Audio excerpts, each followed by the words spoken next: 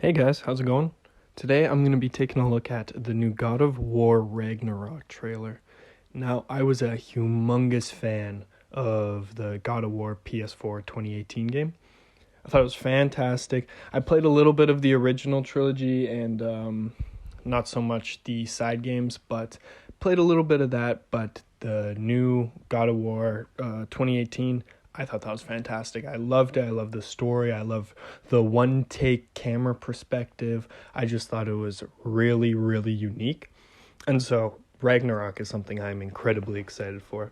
So starts off the trailer with Atreus bringing a deer back. So this is kind of significant because the start of the first game kind of shows that Atreus really can't hunt or fend for himself anyway.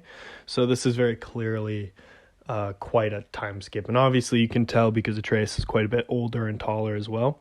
But another thing is Kratos is making arrows, and I'm assuming they're for Atreus. He couldn't shoot arrows in the last game. I'm assuming he's making the arrows for Atreus. I doubt he can shoot arrows in this game, but yeah, I that's just something I noticed. So next, I wanna talk about the characters that are returning. We got obviously Kratos and Atreus, obviously the two main characters. Christopher Judge and Sonny Suljack, absolutely fantastic work going on between these two. I absolutely fell for their acting in the first game. I fell for Sonny Suljack himself. He's such a good actor. Like, if you haven't seen Mid 90s, go watch Mid 90s. He is fantastic. And I didn't even realize while watching Mid 90s, like, oh my God, that's Atreus. Like, he's just so good, especially for his age. But next, Mimir and Freya return, two characters I also really like. I know Baldur is dead, but I did really, really like Baldur. I don't expect Baldur to return in any way, but I thought Baldur was quite an interesting villain. But this time around we got Thor, so that's probably going to be even better and even more exciting. But next I want to talk about the traversal. So it looks like the main water lake area that the serpent was kind of sleeping in during the first game, it looks like it's frozen now. So it looks like we're going to be traversing it with dog sled team, which is absolutely crazy. Like, this is gonna be crazy, just riding around with Kratos and Atreus and Mimir on a dog sled. Like, that's gonna be awesome. But it looks like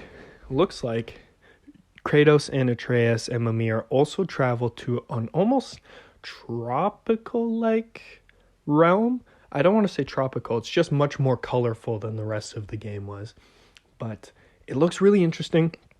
And there's a village there with real people. Like, there wasn't any villages with real people in the first game for them to interact with. It was just the two dwarves whose names I forget now. But they're back in the game as well. But this new village I'm really interested in. Like, maybe it'll kind of be a hub. Maybe it'll just be something we travel through. But I'm just excited to see the new realm that they showcased in this trailer. So next I want to talk about combat. At first it didn't seem like combat was that different until you start noticing Kratos, use the Chaos Blade as a grapple hook, and you're like, oh my God, that was crazy. And Atreus doing that deer thing, I have no idea what that was. It seems like the combat has just evolved in every way. And obviously that's obvious for a sequel, but it really seems like this is going to be what Doom Eternal was to Doom 2016 in terms of combat. Just refining it, making it a little more sparkly, making it a little more fun. And yeah, so I'm really excited for that. But lastly, I want to get to story. Now, this game is going in the direction I was really hoping it would. I thought maybe they would wait to explore Atreus' lineage until the third game just to kind of build some tension, but I'm really glad they're going right for it.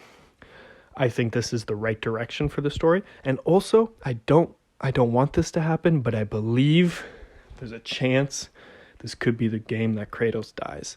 I just have a feeling that if there's a God of War 3, like a rebooted trilogy God of War 3, I think Atreus will most likely be the main character, and Kratos will either be dead or crippled or something, much in the lines of what Last of Us 2 did to Joel. Now, I don't think it'll be as unceremonious as what happened to Joel.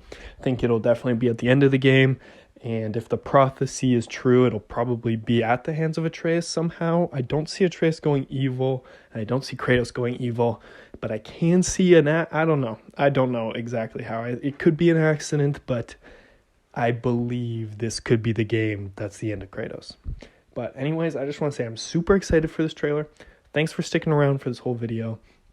I didn't expect to do a trailer breakdown, but I watched this. I got super excited, so I just wanted to talk about it. And thanks. Hope you have a great day.